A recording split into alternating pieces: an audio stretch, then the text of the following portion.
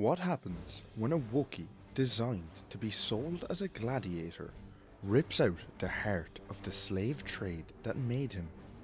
What forged his scar? How did a gladiator become a bounty hunter trusted by Jabba the Hutt, feared by Vader, and hired by Doctor Aphra?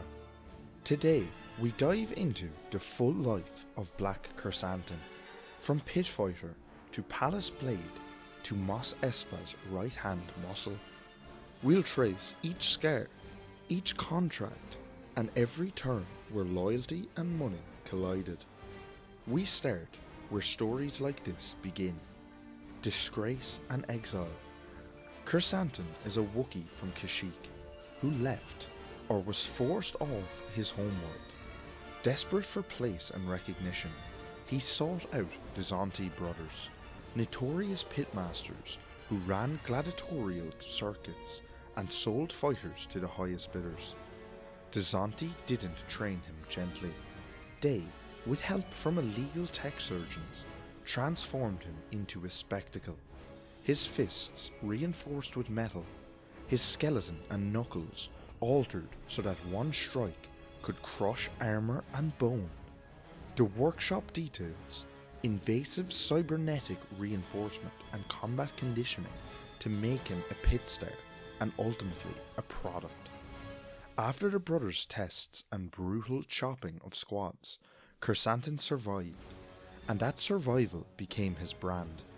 Business model of the pits: sell fighters to crime bosses, make money from wagers and spectacle, and cultivate fear. Krrsantan wasn't only a fighter, he was insurance. Wookiee muscle that could be shown off in markets, shipped and rented. The Xonti's modifications gave buyers an obvious edge. A fighter who could empty a crowd and still be marketable. Krrsantan's rage at the Xonti became a life debt, a vow to make them pay. Why did the pits matter? They turned Krrsantan into two things at once: an instrument of cruelty and an expert in controlled violence. Those are two different resumes, but would both pay off in years to come. If you were a crime lord, what would you pay to own a living weapon like Krrsantan? And do you think you could ever control him? This is where canon first places the Wookiee on Tatooine in direct conflict with Jedi legend. Krrsantan's job for Jabba brings him to the Lairs homestead to enforce the Hutt's will. He's the heavy who does the dirty work, taking Owen Lairs hostage, causing chaos, setting up the moment when Ben Kenobi intervenes. The ensuing skirmish is a comic book level duel of guerrilla brutality against Jedi precision. For context and positioning, Krrsantan stumbles into the Dune Sea scenario as Jabba's enforcer. Net guns, bowcaster, and electrified knuckle weapons are his toolset. He uses intimidation, brute force, and a pit fighter's conditioning. Kenobi doesn't initially want a brawl. He uses the force to manipulate terrain, stones, dust, and leverage, to unbalance the heavy attacker. This is Kenobi. Conserve motion, use the environment as extension of the force. But Krrsantan tries to brute force the Jedi, throwing nets, swinging his bowcaster, and using the electrified knuckle weapons for shock and bone smashing. Obi-Wan's lightsaber cuts through the netting and intercepts the bowcaster's line, but the Wookiee's sheer physicality blunts many maneuvers. In the crucial exchange, Kenobi uses a precise lightsaber strike, not to kill, but to disarm and wound. The blade slices across Krrsantan's face, leaving the distinctive scar across his eye. Details in the comics left the Wookiee alive and retreating. He falls off a ledge during the fight and flees, scarred but not slain. This mark becomes part of his legend. The fight shows Krrsantan's limits. he's not dealing with Force mastery, but it also proves he's not fodder. He's a survivor, punched, slashed, and still walking away with his reputation. The scar is a public physical reminder that he tangled with a Jedi and lived. Did that lightsaber scar mark him as merely wounded, or did it increase his value as a fearsome, unstoppable brand? If you're enjoying these deep dives into the scum and villainy of Star Wars, subscribe for weekly breakdowns. It really helps the channel. Back on the circuit after Tatooine, Krrsantan's reputation grows. He works for Jabba and other crime lords, guarding urns, tracking marks, and serving as muscle for high-paying heists. He's used as both humiliation and threat. A Wookiee enforcer is a statement.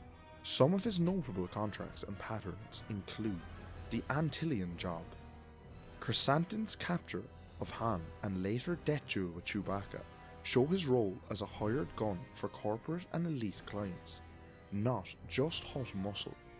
He's a premium contractor for get-it-done jobs. He's not only selling violence, he sells spectacle, intimidation, and a guarantee. When a client hires Krrsantan, they aren't buying stealth. They're buying the ability to close a problem by force, and by making a show of dominance that changes reputations. The Hunter's Bazaar of Nar Shaddaa, Jabba's Palace, and Hutt contracts are the market hubs.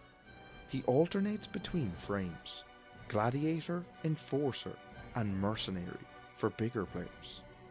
He's careful to keep reputation currency high.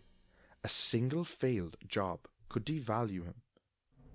In the underworld's economy, is brutality a feature or a product? And how does Krrsantan turn both into credit? One of the major pivots in Krrsantan's career is his job for Darth Vader. Vader requested 2 bounty hunters from Jabba's court, Boba Fett and Krrsantan, and they used them to pursue separate objectives.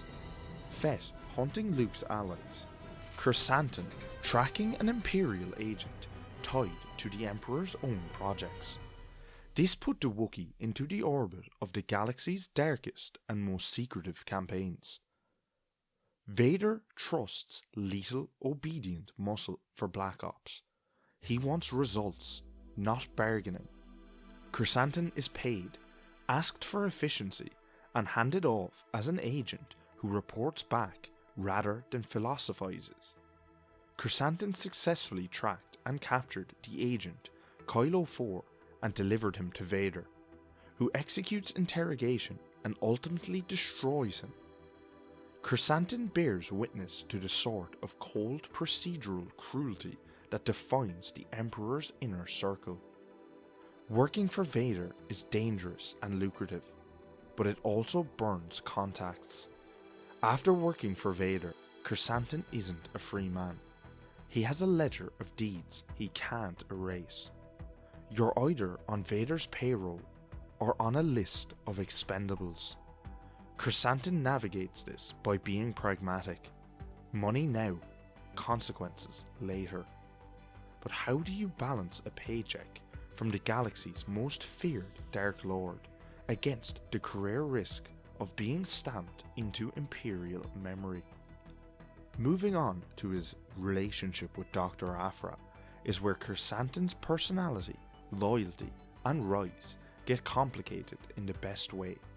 Aphra, a rogue archaeologist, recruits or hires a crew of dangerous misfits, and Krrsantan is both muscle and sometimes partner. Their relationship is transactional, occasionally warm, and notoriously brittle. Krrsantan helps Aphra on major capers, from stealing artifacts to breaking into Imperial ships.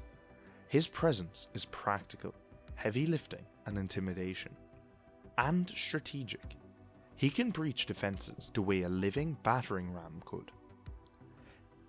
For the Antan job, he pilots his ship to Antan to break into an Imperial cruiser.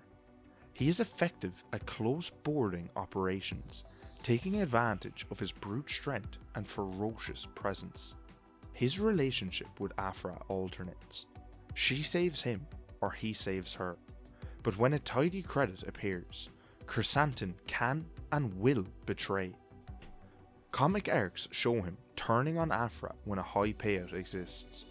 He's not sentimental when debt or credit is on the table.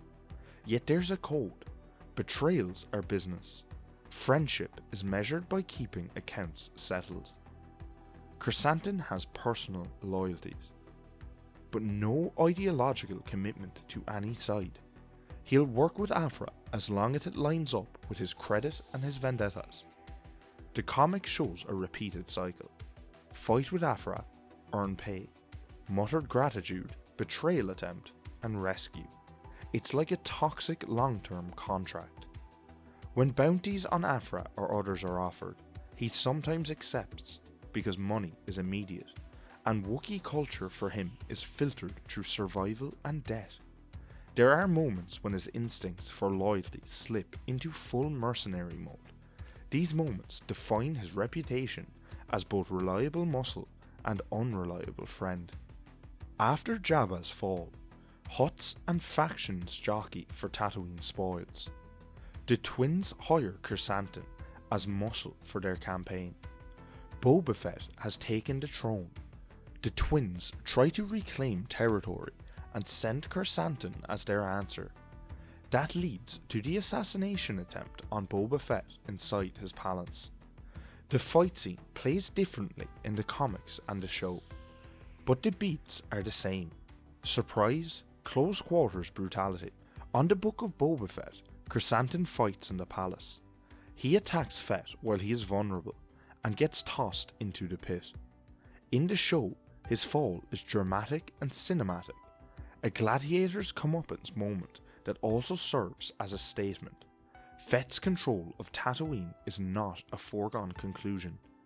After this, there's the choice. The twins offer up Krrsantan as a gift to Fett, but Fett instead sees value and offers him a job. Xonti accepts and joins Fett's entourage.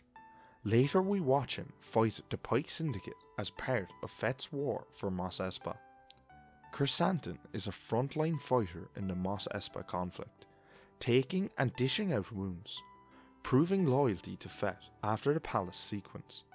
He's wounded repeatedly, yet survives, again underscoring the gladiator's core trait. After the Pike Syndicate battle, Fett's Gotra accepts Krrsantan as part of the inner muscle. No idealism, just results. One long arc in Krrsantan's story is his obsession with the Xonti Brothers, who made him what he was. Over the years, he hunts and ultimately captures the Xonti, fulfilling that ancient life debt by bringing them to pay. That's catharsis. It's closure with violence as justice folklore. Krrsantan's life starts as a product of the Xonti, and that same origin is what sets his endgame. When he brings the Xonti to justice, it's not just revenge, it's the Wookiee reclaiming agency. He's not a monster in the abstract, he's been forced into a market, and justice is what the market refused him. The life debt is a personal ledger settled in visceral currency. A final question: can a life structured by violence ever find dignity in revenge? Let me know your thoughts in the comments below. Next week we are diving into IG-88, Lethal Assassin Droid from Empire Strikes Back. You won't want to miss it. If you are enjoying these videos, become a channel member and let's uncover the galaxy's greatest secrets together. Thanks for watching.